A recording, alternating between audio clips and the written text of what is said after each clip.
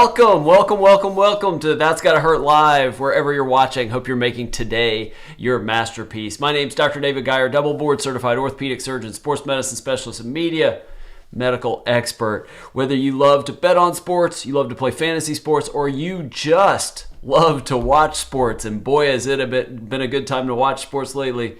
Whatever that is, I help you understand the injuries of pro and college athletes so you can win your sports bets, hopefully, win your fantasy leagues, hopefully, or just have more fun understanding what you're seeing happening on the court or field. Amazing weekend of sports, at least at the NFL level. And those have to be the four best divisional round games of all time when you combine all three coming down to a walk-off field goal and then the other one going into overtime in one of the most incredible games. Just incredible.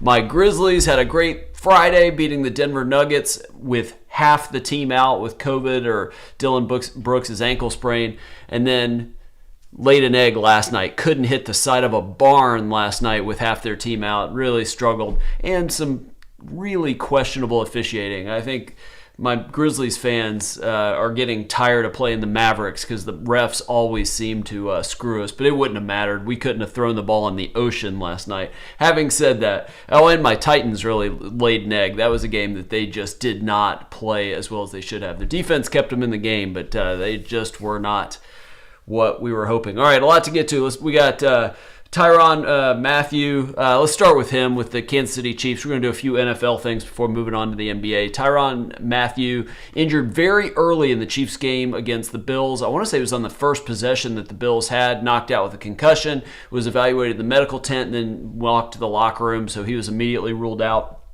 Reports suggest today, we've talked about concussions before, hopefully he'll be back by the weekend, but it's a day-to-day thing.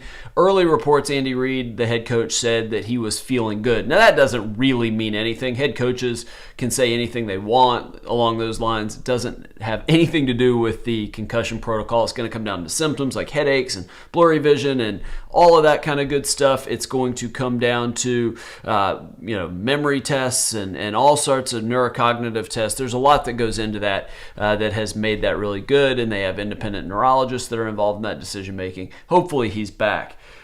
Two that are worth looking into on the NFC Championship side, because I looked, the Chiefs, Bengals, not really anything big to talk about. The Bengals have a defensive tackle that they're looking into some knee issues. The 49ers, there's a few guys listed as questionable on today's injury report with absolutely no information at all on the injury report I saw, so I don't know what to tell you there. Or not the 49ers, the Rams, and that just may be a Sean McVay thing. But the 49ers, Deebo Samuels is listed as questionable. ESPN reports it's an ankle injury that he suffered late in the fourth quarter against the Packers. According to a press conference that Kyle Shanahan just had like 24 minutes ago, according to the article I read, they're saying that he was hit with a helmet. One of the Packers players hit him with a helmet on the side of the knee, and so it may be a knee or upper leg injury. So it'd be something to watch. I expect him to play, but when you're talking about a speed guy and the ability to cut and change directions, it's worth looking into. Trent Williams, the left tackle, one of the best left tackles in the league, was seen on crutches after the game on Saturday with an ankle injury. Played all but one snap in that game, but they got x-rays, again, just came out. Turns out those x-rays are negative. What that tells you when you hear x-rays are negative is that there's no fracture. That's pretty much all they're telling you, because they're not looking for arthritis or anything else that you would see in bones. So no fracture. That doesn't rule out any ligament damage. That'd be the main one. And they're diagnosing it as an ankle sprain. That makes sense. The ligament's on the outside of the ankle or maybe the inside of the ankle. Kyle Shanahan refuses to say, or he says he doesn't know if it's a high ankle sprain or low ankle sprain. The fact that he couldn't put any weight on it makes you think, and using crutches, or at least very limited weight, makes you think maybe this is more severe. But again, when you're talking about an NFC Championship game, chance to go to the Super Bowl, things may miraculously get better. But if it's a high ankle sprain, your ability to sort of push off and change directions, which you need to be able to do as a left tackle, could be very tricky. All right, as far as NBA injuries, let's talk about Klay Thompson. That's probably the most urgent one. He did not practice today, missed the game. It was Saturday or Sunday with knee soreness. Did not practice today, not expected to play tomorrow night, even though there's a chance. Now, I know people will say, uh-oh, this could be bad. He's coming back from an ACL and he's already having knee soreness. I don't know that I would read too much into that. That's something that a lot of times with elite athletes that have been out a long time, you want to get ahead of anything, even a little minor thing. And yes, you're going to have aches and pains, especially maybe around the site where the graft was harvested. They take tissue from one part of your knee to move it to another part. That's how you do an ACL reconstruction. And it could just be irritated for any number of reasons. I wouldn't read too much into that. Now, if you start hearing reports of his knee is swelling a lot, his knee discomfort is not resolving or not responding to treatment as well as you want, that's when you start, those are sort of buzzwords. Hey, this may not be as easy as we thought. Maybe there's something more here. Yes, they'll probably get an MRI. I doubt that that's anything worrisome. So for what that's worth. Damian Lillard has had his, we talked about him last week, he's had his sports hernia surgery, or as they call it, abdominal tendinopathy. Lower abdominal tendinopathy is what they've officially called it, down where the abdomen meets sort of the inner groin and inner thigh muscles. He had surgery by William Myers in Philadelphia. He is saying that he will take it as slow as he needs to. Now, this is interesting because this is a guy that in the offseason wanted to sign a short-term contract. And he wanted to be the highest paid player in the league, asking, and I've heard numbers, $50 to $60 million per year.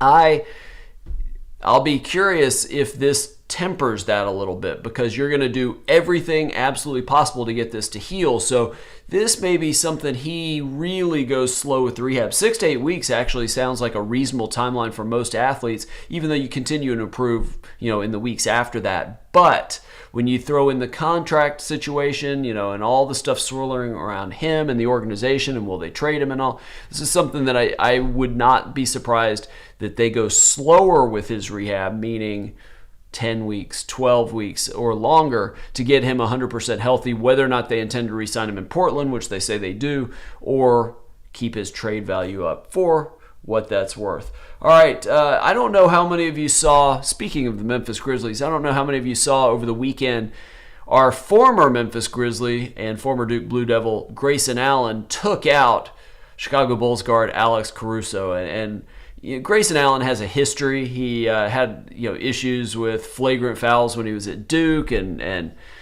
taunting and some other stuff.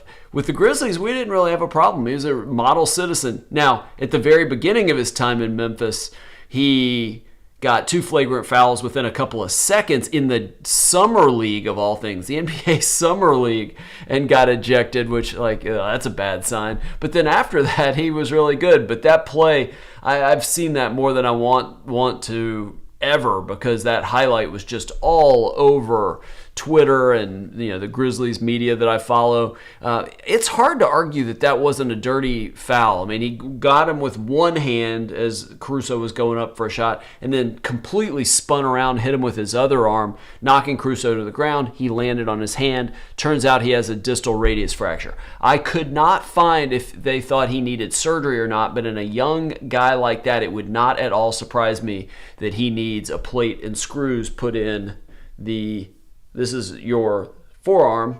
Got 2 long bones in the wrist. This bone on the little finger side is the ulna. This one on the thumb side is the radius. You tend to break it right before the wrist.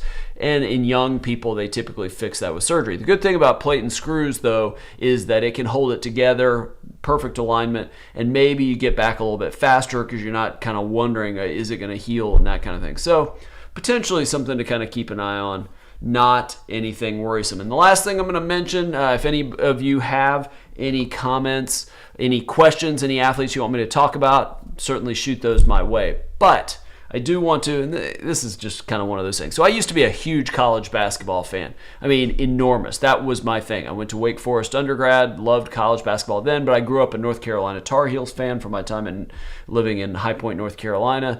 Just loved college basketball. I mean, my parents would tell me that, I'd stay up late for the North Carolina games, the 9 o'clock games, and if they lost, which didn't happen all that much, but I would not want to even go to school the next day. I'd be so upset. So I loved college basketball. I've sort of fallen out of that as I've become a much bigger NBA fan, and college basketball, everybody leaving for the pros is just, in my opinion, it's just not fun to watch anymore. Having said that, I still love ESPN's basketball commentator, Dick Vitale. One of the legends. He just makes it so much fun. I remember seeing him at Wake games when they were on TV. Great guy. He has taken the rest of the season off, it sounds like, to have vocal cord surgery. And this just caught my eye because, now I've never had vocal cord surgery, never performed it. That's in the world of the ENT surgeons, the otolaryngologists. But I will say this, I work and have worked with for years, probably the world's most famous and world's most recognized voice coach, Roger Love. You probably don't remember because I doubt if you're watching this, you followed me for any extensive period of time. But if you go back and watch my videos from the 2010 to 2015 before I started working with him, I had a completely different voice. You'd be very surprised to hear that. So I completely understand the importance of vocal cords and keeping your vocal cords healthy, and wish him nothing but the best. I hope he comes back. I think he is a true legend. All right, that is all I have for you. Remember, if you like fantasy sports, if you like betting on sports, if you just want to know what your favorite athletes did and how long they might be out, join us on weeknights, 7 p.m. Eastern. That's Gotta Hurt. Tell your friends definitely to check it out as well. And then these videos, yes, they're live streams, but they're on my basically my YouTube page, youtube.com/Dr. David Geier, anytime. So you don't have to watch it live. I am debating creating a version of this, maybe not 5 nights a week. We'll have to see how that goes because I may cut back on that depending on some other things. But I am thinking about creating a podcast version of this, so the next morning, you potentially could get your fill of that night's NBA action. Anyway, that is all I have for you tonight. Check me out, YouTube, Instagram, Facebook, LinkedIn. Check out my website, drdavidgeier.com, if I can help you in any way. Pay attention if you like health and wellness type information. I will be on Better Than Ever Live, my Tuesday and Thursday, noon p.m. Eastern time, 12 p.m. Eastern time show. We are doing one on osteoarthritis and penisin polysulfate, a new treatment that has really encouraging results at helping treat osteoarthritis and preventing hip and knee replacement. So check that out tomorrow. And then Thursday, we're talking about hyperbaric oxygen and its use for muscle injuries. That will be Thursday. So check those out if you're interested. And again, if you miss it, there's a podcast version of Better Than Ever Live. You can get anywhere you listen to podcasts. And that's on my YouTube channel as well. And Friday, I will be here Friday, 12 p.m. Eastern time for Ask Dr. Geier Live. If you have an orthopedic injury, if you have a sports exercise injury, you're not really sure what to make of it, I can't give you medical advice, but I'll talk about the injury. I'll talk about possible treatment options for information and educational purposes only. 12 p.m. Eastern time. Any questions about you or your family's injuries, definitely bring those on Friday. All right, that's all I got for you tonight. Have a wonderful night. Take